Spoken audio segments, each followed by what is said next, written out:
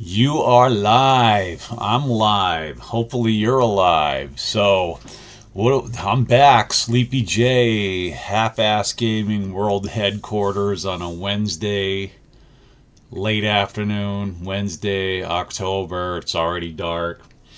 I am here with you again. Ukraine 43. Okay. What a gaming experience. What a gaming experience. So, we're continuing on with our ladder game, Jeffrey Lang's Simonich ladders that he's running right now. I was in three of them. I had problems with the Normandy 44 module, so I retired quickly the hell out of that one. And I actually got a good game with Ardennes 44 that's just starting up. I might have to show you guys some video of that when I make it. But man, I can't get over this game. I can't get over Ukraine 43. I think I'm playing an opponent that has slightly more experience than I have, but this shit is lit. It is lit. It is totally lit because it's like Rock'em Sock'em Robots, dude. Remember back in the 70s, Rock'em Sock'em Robots used to beat the piss out of each other. You do it, I do it. You beat the hell out of each other and come back for more till the head popped off. Well, let's take a look at what's going on here. It's the German, it's turn 3, the German turn, okay? The Germans on turn 3. Let's look at what we got. You're looking at Kharkov, but let's get in here and take a look around. Now, keep in mind, this is an 8-turn game, and let's go up to the top. Let me actually move the resolution out one. All right, so this is the top, the northern portion of the map right here. Now let me set up some, tell you guys about this. It's 8 turns. This is the German portion of turn 3. The Russians need 8 victory points. That is to say, they need 8 towns, or a total of 8 points, okay? So there's Kursk right off here to the right, and here's what they've managed to do. Okay, there's Sumy right there. Let me get my little thing here. How does this work? Alt S. Hold on.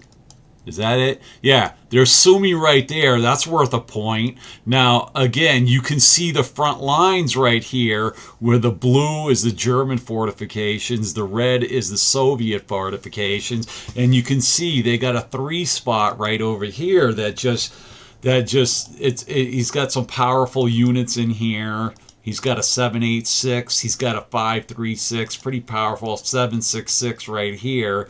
And he owns a Sumy right there. That's good for 1 point. Yeah, but he's got a little bit of a problem because it is my turn. I'm the Germans. And as a turn 3 reinforcement, oh yeah, look what's come to the board. The best piece on the board. Grossdeutschland has shown up, and they aren't screwing around. So they came in from this reinforcement hex up here, okay, easily came down 7 movement points, and they're going to throw a beating on this chap right here. He's a 536, 3 defense points. GD has 15. They have armored. They got the yellow on the 15 is for tigers. Okay. The 12 is for total quality. So they're bringing a 7-1. This is a 7-1 battle. It's a good chance it could end up in a mobile assault, and if that's the case, I'll bring this mobile assault down to the 766 right here for a 4-1 attack. This guy right here, okay, and we could totally wreck the whole Soviet. That whole Voronezh front, is that what those guys are? Voronezh front? whatever the hell, the Central Front, whatever the hell they are, if this attack goes down the way I think it is, 536 going to be reduced to a remnant, and then they're going to mobile assault the 766 at 4-1 and knock his ass around, and they're just going to take the initiative on this area north of Sumi. So I've got some other attacks as we move into the main area right here. Again, I got to keep stressing German portion of turn 3. Let me just look over here, see if we got anybody watching. No, they're going to have to watch it online after the fact. So, see these guys right here? These characters right here? Well, what's going to happen is Viking is going to make an attack on this guy right here. All right, that's going to be, it's a 3-1 attack. All right, and if he sets him for a loss, basically what happens is we got 3 Panzer divisions in the 57th Infantry Division are going to attack these guys right here, and they've got a problem because if this attack with Viking goes correctly, we're going to knock this 966 out of the way, and at that point, these guys become Zoc bonded, and if they have to retreat, that's not good, because like I said, both of these attacks are 3-1, and if we get to those 3 Panzer divisions lay into those Russians right there, they'll be Zoc bonded, and they're going to have to do desperation defense. They could be looking at some heavy losses. I'm looking to kill all 3 of those units outright. All right. And then over here we've got an attack on these 2 units right here. It's a 4-1 with a Panzer division right here. We got this Tiger regiment right here and a couple of infantry units. So we've got 4 attacks on the Soviets right here, and the one ace in the hole is these 3 attacks right here are within range of Manstein for a possible reroll. So what that means, if you launch an attack and you're within 7 hexes of Manstein, you can do a Manstein reroll. He's good for 1 reroll. If you roll something shitty and you think you can do better, let's say you roll a 1. Okay, is 1 good in this game? Hold on, let's take a quick look, because I know it's flipped from Arden 44 as to what is good. For the attackers, you want to roll high. Okay, so let's say you roll a 1 and you can come back and say, dude, I'm going to Manstein roll this, re-roll this, and you get 1 re-roll and you have to take that second die. So if you roll like a 1 or a 2 and you think you can beat that, you're obligated to, you can do a Manstein reroll, but you're obligated to take that second roll. So I do have that. So moving down the line, so you see right here, Kharkov is under no immediate threat. They did take Belgorod right here, Belgorod, whatever. They did take that, and that's worth a point, and that's all good. I do have a problem. I'm going to launch another attack down here on the Donetsk, actually. I got a 3-1 attack going on these guys right here. Oops. 3-1 going on these characters right here. We've got Das Reich. And this Panzer Division and these 2 infantry guys are going to attack these guys right here. What are they? There's some Soviet armor and what is it? A cavalry 346? I don't know. It's a 3-1 attack. Now the problem is I screwed up as we go along go a little farther down here. Now you see there's 6 points. There's all sorts of points for the Russians here. I've got some forts. I got a fort under here, a fort under here, a fort under here, and I'm building one right here. The problem is, stupidly, I did not move this anti-tank unit into the disrupted stack. I forgot to do it. and I think they're going to line up a major attack against this disrupted stack. Now, by the time the Russian their turn kicks off, those disrupted markers will be gone. Okay, because I do have a phase to take off replacement markers and disruption. So I'm going to move out one more time. So this is what the bottom of it looks like. And they're going to start to ramp up attacks trying to get into these victory point hexes. There's quite a bunch right here. There's like 6 points right here. So I'm going to have to beef up my forces down here. So let's take a look starting at the bottom of the front and moving on up. I did take a replacement right here. I took a replacement down here. I'm laying fortress markers all as fast as I can get them.